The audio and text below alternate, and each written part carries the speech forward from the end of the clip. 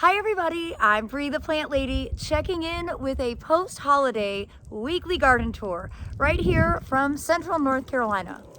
As you can see, the Prunus mumes, or the flowering apricots, are starting to burst into bloom, and that of course makes me smile in an immense way. So let me turn this camera around and show you everything that's going on here in the last week of December. It's basically impossible to photograph on a gray drab day like we're having right now, but it is always a welcome sight to have the Prunus mumes start to open. You can see the blooms there. This is one called Bonita, and you know, it has a terrible form because it spent a large portion of its early life in a pot laying on its side. But the reason I don't ever remove it is because, of course, of these fragrant pink flowers that often are flowering right now to ring in the new year. And this is always my earliest Prunus mume. I have 5 cultivars in the garden. And well, it's definitely one of those extreme motivators for me. Anything that blooms at the end of December is a plant that I think is worth having. Well, it is Prunus season here in central North Carolina. You can see this is Prunus incisa. I think this is Cojonay, and it always, again, blooms at this time of year. It's always a welcome sign, and it's a nice little one to be able to bring in for small arrangements. We're hosting another holiday party tonight, and I will definitely be making a Prunus flower arrangement for the dining room table. Another Prunus that's just starting to bloom. I showed you this last week. This is the Prunus subhirtilla variety Autumnalis Rosia. And usually it is flowering more, but you can see it has tons and tons of flower buds all over the tree. So we've got some nice mild weather and no extreme cold. We do have some freezing temperatures, but that is not a problem for these trees. So hopefully in the next couple of days, more flowers will open and it'll really look amazing as we ring into 2024. Well, and as you can see, Aiden got busy this week with the push mower, and he got all the stands of perennials cut down. So that includes the pycnanthemum and lots of sedum, tons of phlox. We didn't cut down the Lespedeza because it's so woody. I think it would actually mess up the lawnmower. So we'll do that by hand. But you can see here, this big ornamental grass probably would have been better burned. But you can really tell where all of this ground plane is Phlox paniculata bright eyes. And well, having it mown down means that we can actually come in and dump some leaves that have fallen and enrich the soil before everything starts to wake back up and break dormancy. So it's going to be a great plan of action for the next couple of weeks. Great way to stay warm and to stay fit through the winter season. And hopefully you watched our fire experiment where we burned the pink muley grasses that are kind of planted here along the driveway. Worked like a charm. Really, really exciting thing to see. You can see we did this side as well. And of course that was a big experiment. Nothing that wasn't dry was impacted at all. And we did have a hose on hand.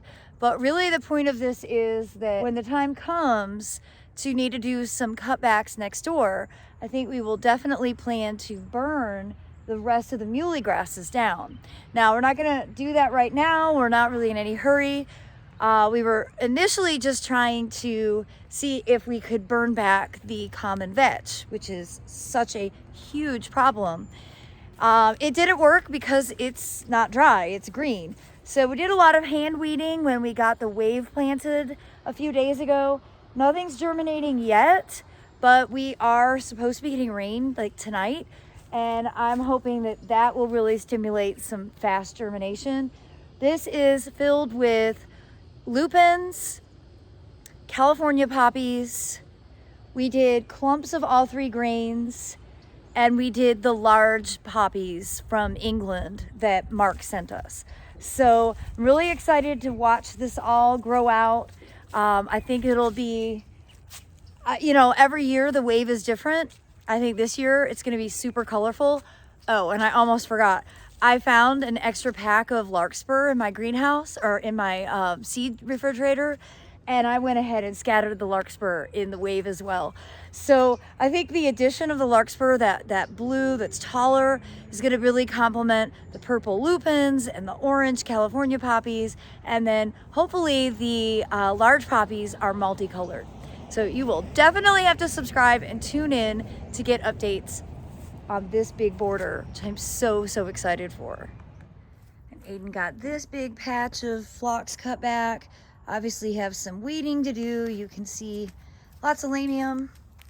That's easy enough to pull out. And actually, interesting enough, I've got a quince in bloom. This is dragon's blood. Really nice, pure red. And lots more buds to open soon. And then as we walk over here, you can see that this bed that we seeded during the seed sale and cottage demo gardening class back in the middle of November is really starting to get some size. So I know a lot of times at this stage it's like it's hard to understand what's going to happen, but it's going to be amazing. So go through some of these seedlings. We've got a lot of bachelor buttons that have germinated, a lot. And then we have a lot of the spicy greens mix. So that's lettuce and mustard. We've got California poppies. Let's see, what else do we have in here? We have a lot of bachelor buttons. I'm almost a little bit nervous about how many I see. We've got the grain clumps that are doing quite well. Crazy enough, we have daffodils that are way the heck out of the ground, which is much earlier than I'm used to. We concentrated the large poppies over there in the back. So let me get in here gently.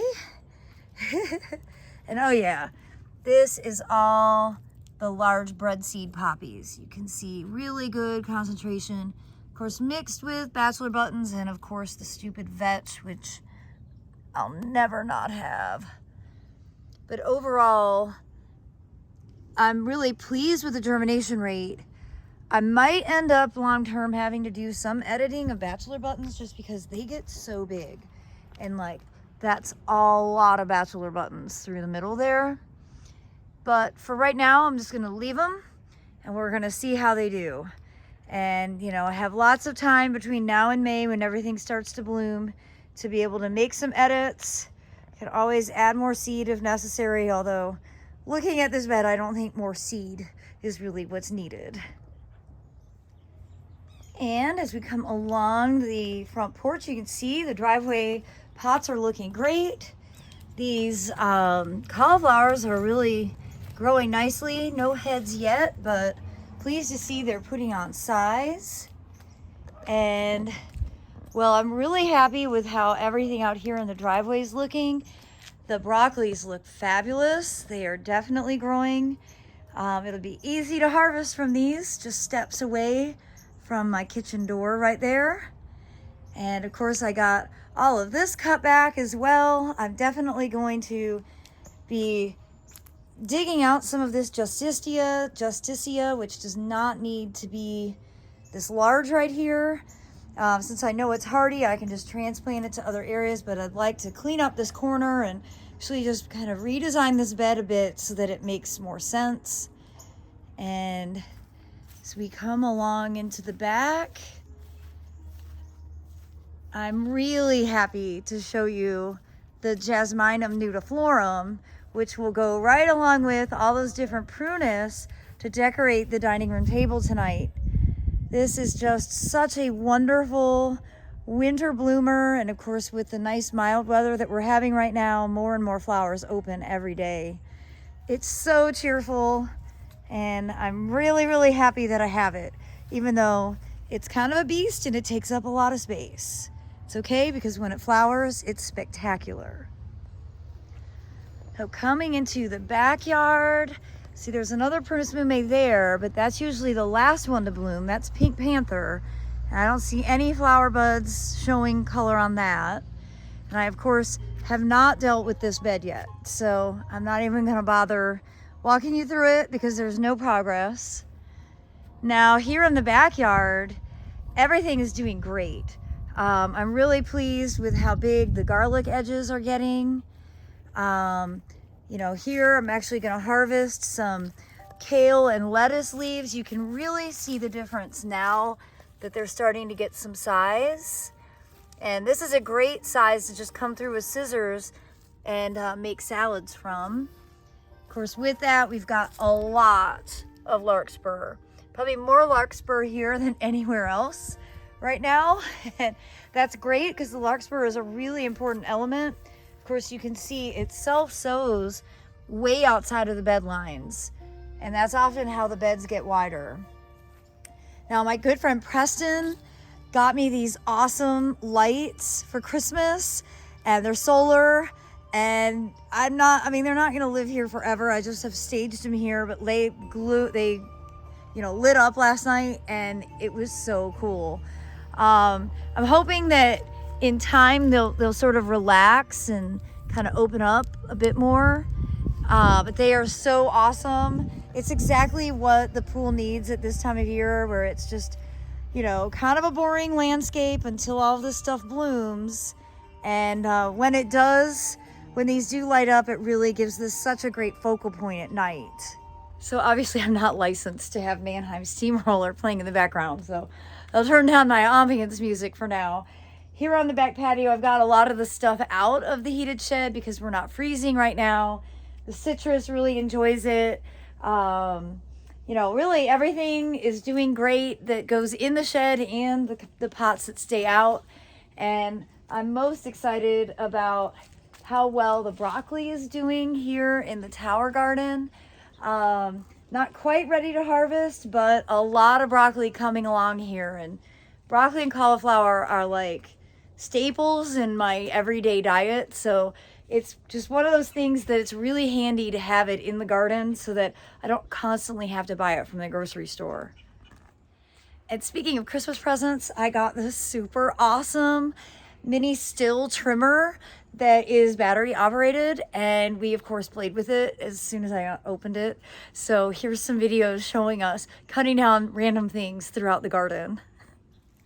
All right, everybody, I'm gonna use my new mini chainsaw. Oh wait. God. Okay. The number one cut is on a privet. Okay. How do I get in here? I'll just try it like this.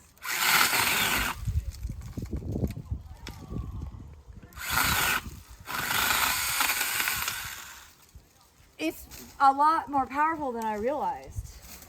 Awesome. Okay. Oh my gosh.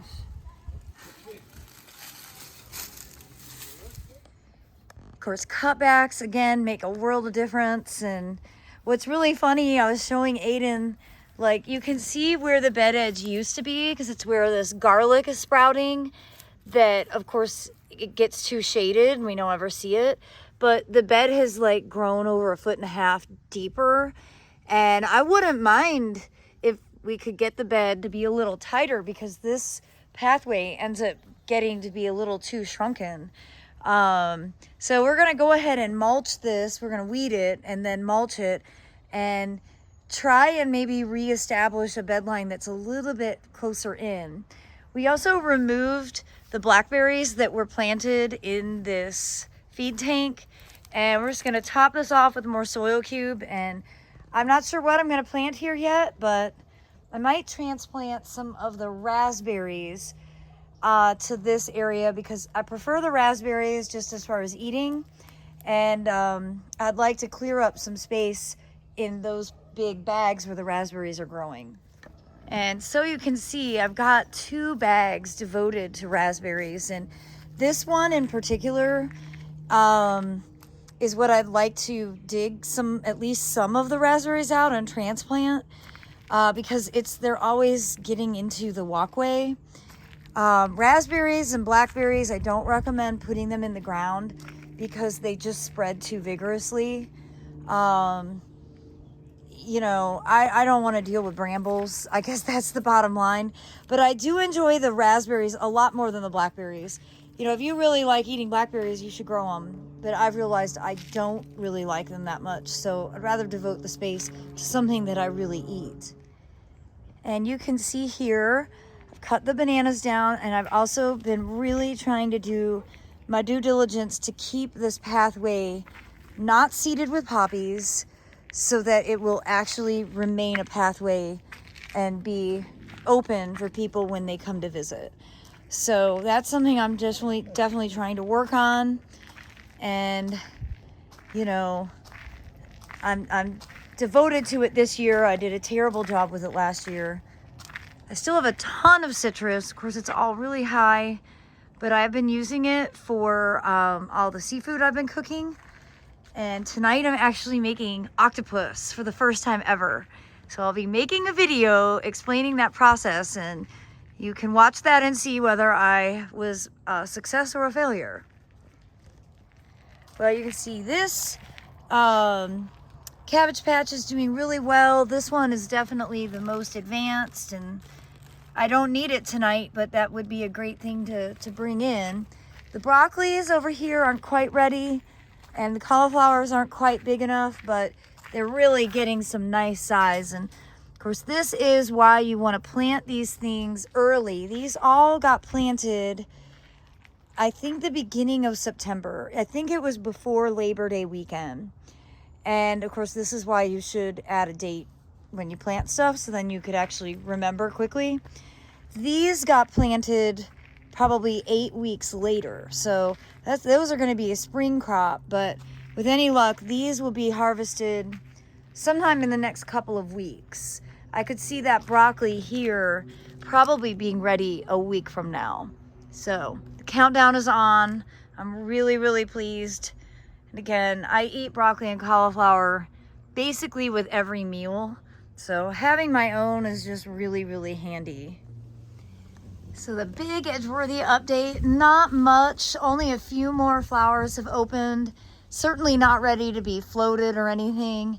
Again, this is very early for the Edgeworthia. I'm glad to see that it's not accelerating too fast, because I really enjoy having this through January and February, and I don't want them to bloom out too soon. And of course, the camellias just keep on going. You can see another flower off of Roma Resorta, and Igawa 3 Seasons continues to put on blooms. And of course, lots and lots of flower buds. Not a whole lot else going on in the woods right now, though we did come out here and we cut some privets down, and well, we're formulating a plan of action probably here in the next week or so. I have most of January at home, so I'm definitely going to be tackling some more areas of this. I'd like to get rid of any privet that's left and take out that big privet there, and then, well, start diving into ordering native shade loving plants. So it's going to be a fun journey, and I'm excited to share all of that with you at the Spring Open Garden, which is scheduled for Saturday, May 11th from noon to 4 p.m. Of course, more camellias here. I could certainly do a fabulous floating flower arrangement to greet everyone tonight. And I think I'll have to do that since I'm standing out here with these fabulous flowers. Well, everybody, I hope you'll be inspired by this weekly garden tour. And I am very much looking forward to getting this big border next to me cleaned up and overseeded with poppies. Of course, it needs to be weeded, and I do have a really healthy stand of Nigella and Larkspur that already self-sowed in here. So this border will look amazing, but with a little bit of finessing, it'll look a lot better. So I do hope that you will plan to tune in and continue watching progress right here from my central North Carolina garden. And as always, I'm wishing you the very best. I hope you have a safe and happy new year, and I look forward to sharing more updates. Thanks so much for watching, everybody.